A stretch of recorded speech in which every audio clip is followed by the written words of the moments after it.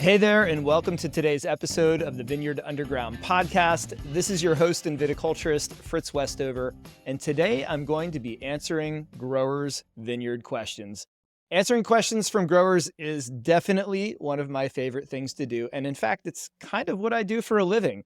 And if you have a question, comment, or suggestions, you can reach out to me anytime by going to vineyardundergroundpodcast.com and clicking the Ask Fritz button. It's right there. You'll see it. Click it. I'll read it. Let's go from there.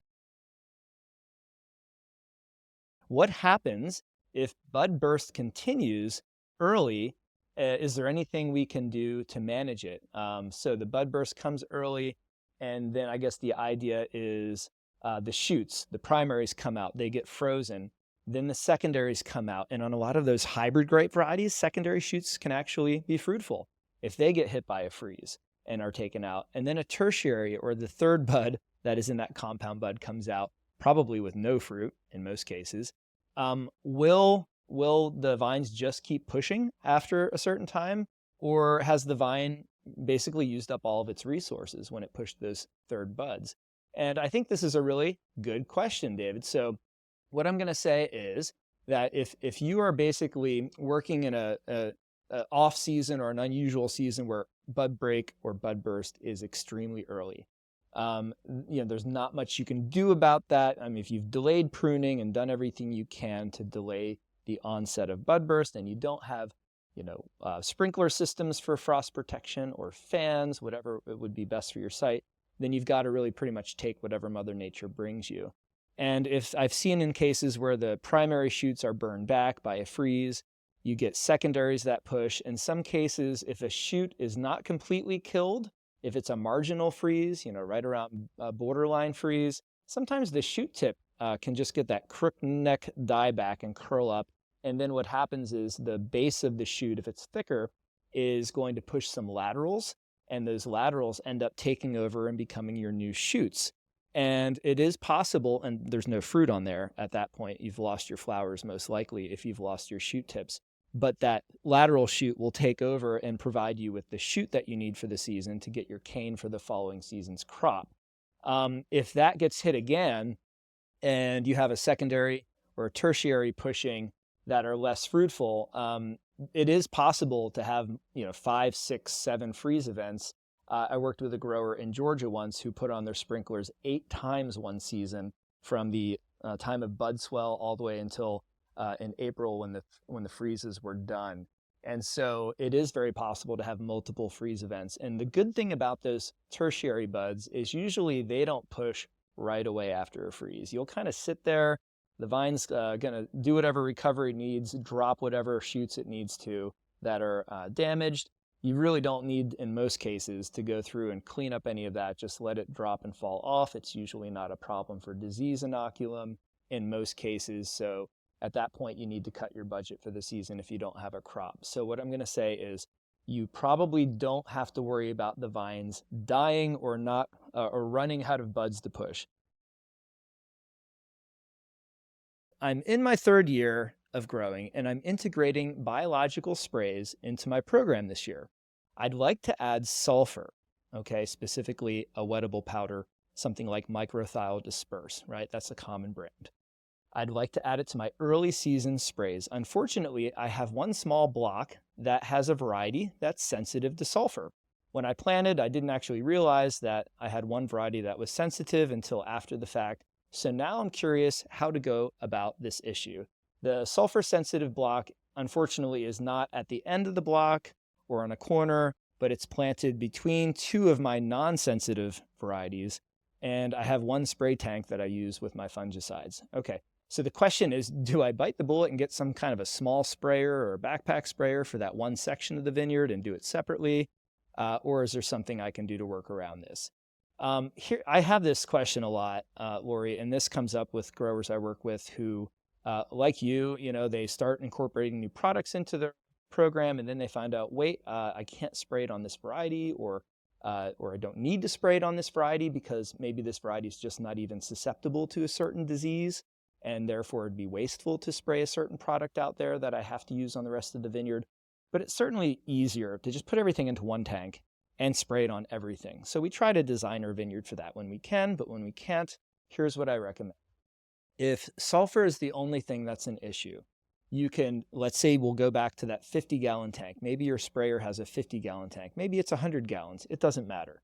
You can add all of the products to your tank that you normally would add based on the label, and you could just leave the sulfur out, right? And then you go into the vineyard where you have that section that is sulfur sensitive, and you spray that whole section. But not only that, you're probably going to spray 1 or 2 rows to the side or the boundary of that sulfur sensitive variety.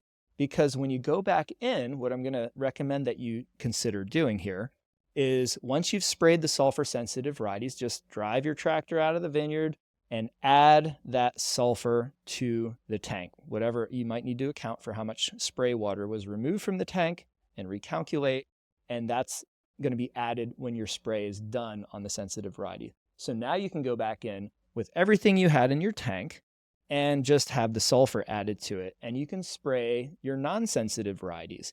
But if your sprayer drifts over more than 1 row, you want to keep that in mind and try not to allow sulfur drift to go over onto your sensitive varieties. That's why I recommended maybe doing 1 or 2 rows additional with the non-sulfur treatment, just so you have a little buffer. And hopefully you'll be able to tolerate not having sulfur on 1 or 2 rows, and it won't cause any increased pressure for your disease. The other thing you can do is, for your disease management, that is, the other thing you could do is you can go down with one side of your sprayer turned off, so that you can ensure that you have less drift over into your sulfur sensitive blocks. So there's a couple ideas I gave you there.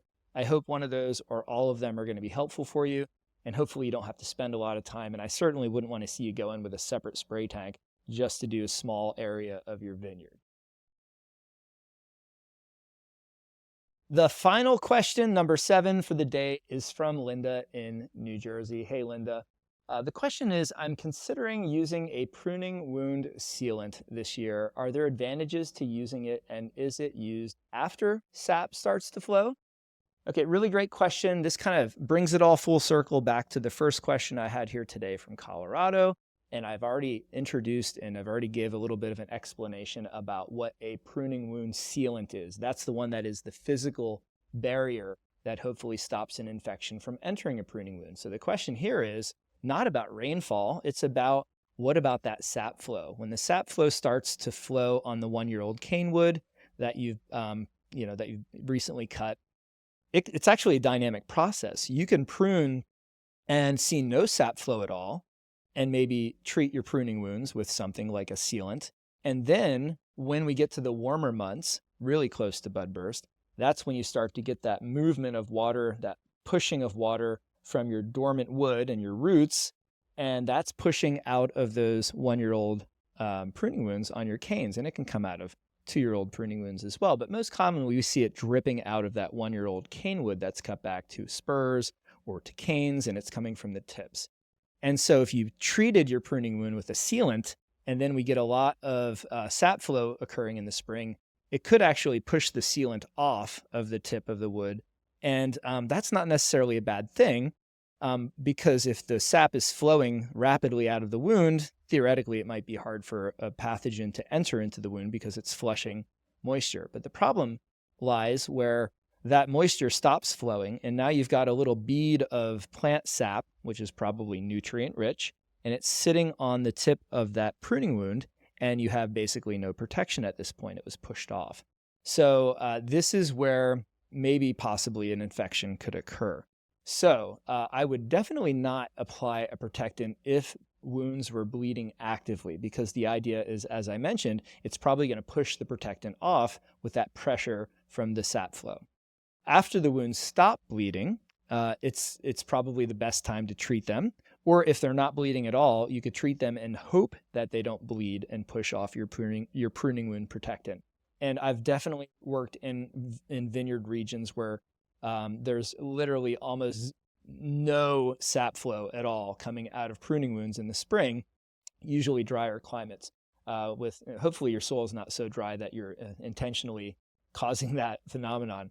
But so sometimes that protectant can stay, And so it's really a dynamic process. Like I said, the whole waking up of the vine, coming out of dormancy, sap flow, and moving out of those cut tips. So I would say if your protocol is to apply these protectants after pruning and there's no sap pushing, go ahead and go with your protocol. If the sap is pushing, don't apply or paint while the sap's pushing. It's probably not going to be effective. When the sap flow stops and it stops pushing and the surface is, dry to the touch or almost dry, probably you could use the sealant at that point and get some extended protection